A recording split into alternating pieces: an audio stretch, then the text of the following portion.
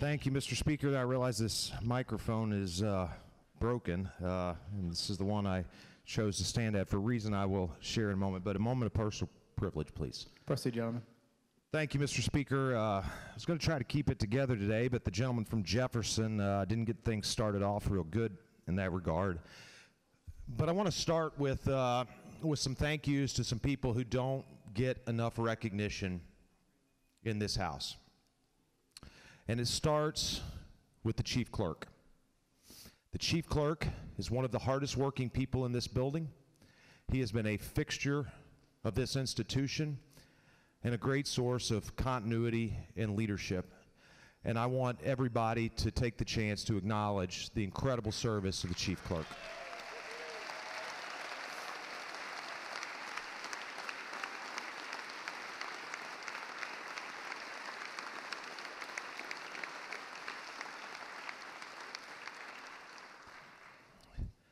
The chief could not do it without a lot of help, and that starts with his assistant chief clerk, the steward of the state capitol, the voice of reason, and a constant calming influence.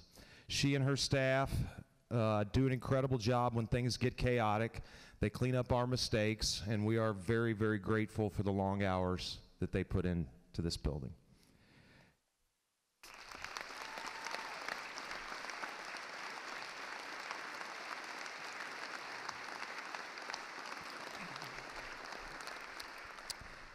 The people that work behind the scenes every day, from our administration staff, our chamber staff, our doormen, our communications department, the incredibly talented budget staff, publications who's here working long hours, long after we're gone, the bill room and the post office, and research and drafting, who we put on ridiculous deadlines that we shouldn't, and they always deliver.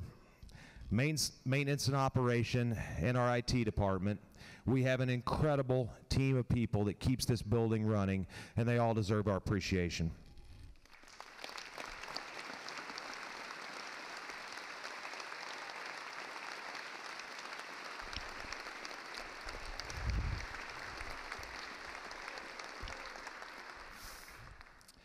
I have been fortunate in my career here to have some wonderful staff that I have worked with, and some of whom have become dear friends. Some of my former staff, including David Willis, and Wes Sutton, and Dusty Backus, who have gone on to bigger and better things, served me incredibly well, and I consider them all friends, and I want to say thank you to them today. To the two faces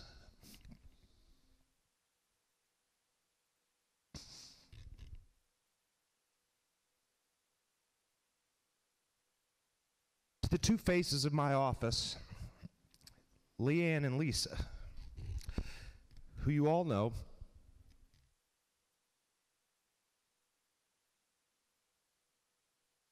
they're incredible people.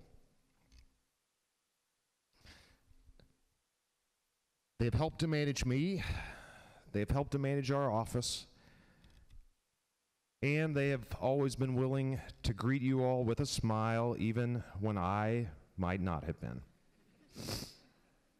To my chief of staff this year, Kenny Ross, one of the most talented operators in this building.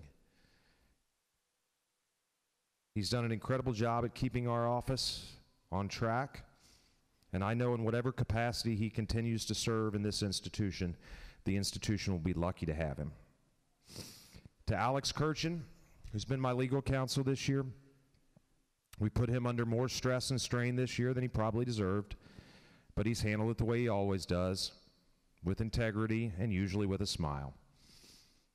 Doug Anderson and Ryan Nonamaker have been two of the people that have kept the ships running and things moving, even when other distractions threatened to consume things that we were doing. To the minority floor leader, the lady from Jackson. Lady, you are a woman of grace, you're a woman of patience, you are incredibly talented, and I have been truly honored to work with you. To the majority floor leader, who I will blame a little bit for me getting emotional. In the 8 years I've been here, I've never seen anyone do as good a job in the Majority Floor Leader's office as you have.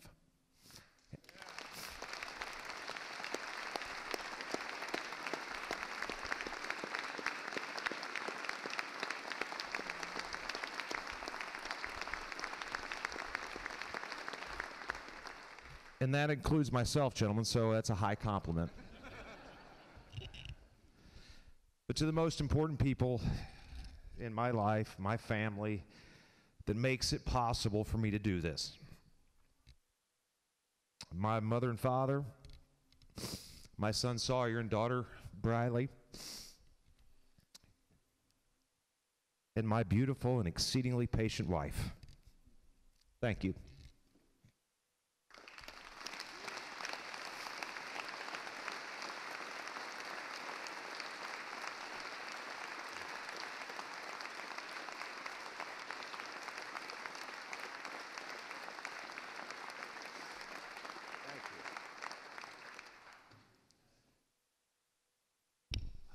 I promise I'll wrap this up since the Constitution says we were supposed to be adjourned 5 minutes ago. But I stand today in a very special spot for me. And the gentleman from Franklin was kind enough to allow me to use his desk because this was my first desk in this chamber. And the reason I chose to come down from the dais today to speak from this spot is because one of the things that I have tried and endeavored to do my entire time here is to be the same person when I leave as I was when I arrived. One of my favorite traditions of the Missouri House, and it is unique, I've been to other state capitals, is that we do not refer to any of ourselves by name. When we take this to this floor, we lose our representative title, we lose our last name, and we are just the gentleman or the lady in the county we represent. And that subtle, small thing serves as a constant reminder to all of us that we come to this place as individuals, but that the job we do here is as representatives of the people who sent us here. Standing in this place is a reminder that we are all, no matter how long we serve, just temporary occupants of these offices. Nona Waddell was my 7th grade literature teacher.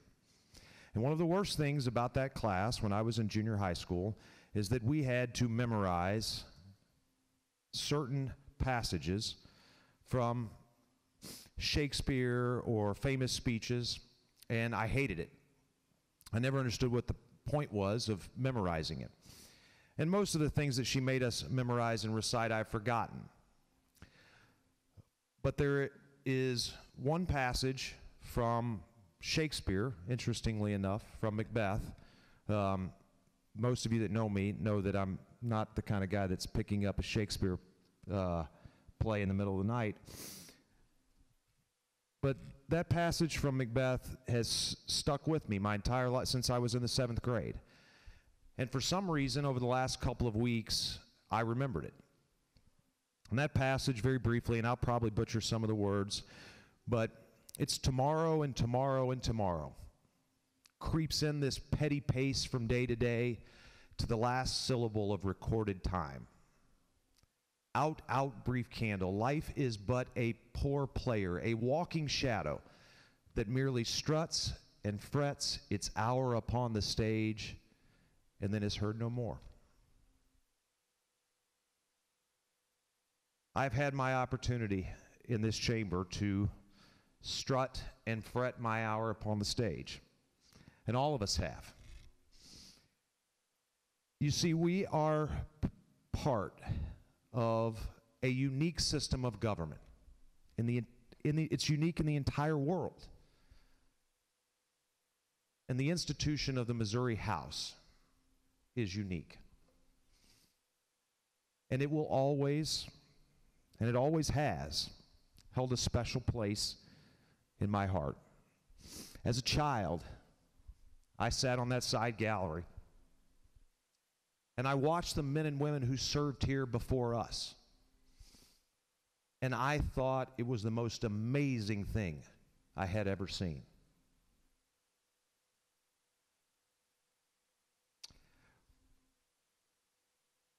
When my dad termed out of the legislature, I remember him giving a speech back home in Poplar Bluff. And it was one of those times when everybody wanted to congratulate him on being a great state representative and talk about all the wonderful things that he had done. And he immediately responded with asking a question. And the question was this: do you know what to do when you start to think you're irreplaceable?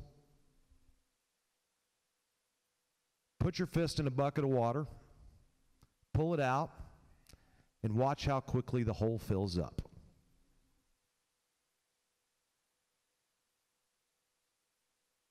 There are some of us that will soon leave this chamber. And all of us can leave confident that the hole will fill up.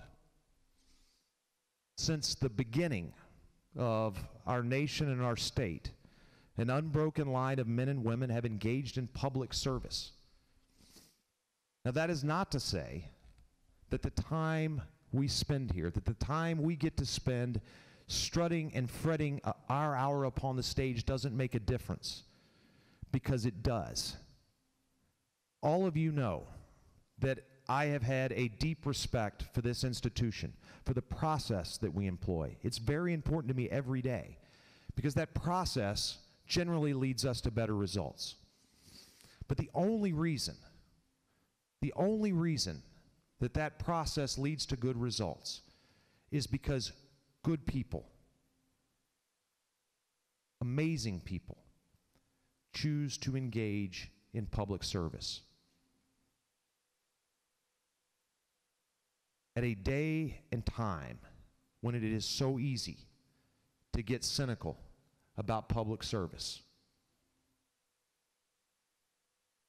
my faith in government is restored every day that I walk into this chamber and I look at the men and women who choose to sacrifice to come be a part of this crazy system of government. So I'll close with this, because we're long past time.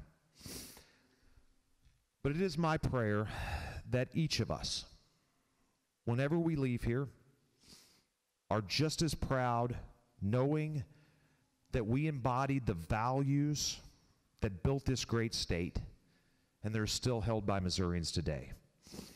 That this institution will be collectively better because each of us served here. And that generations from now, after we are gone, that those who come after us benefit from the footprint we left in this Missouri house. Thank you.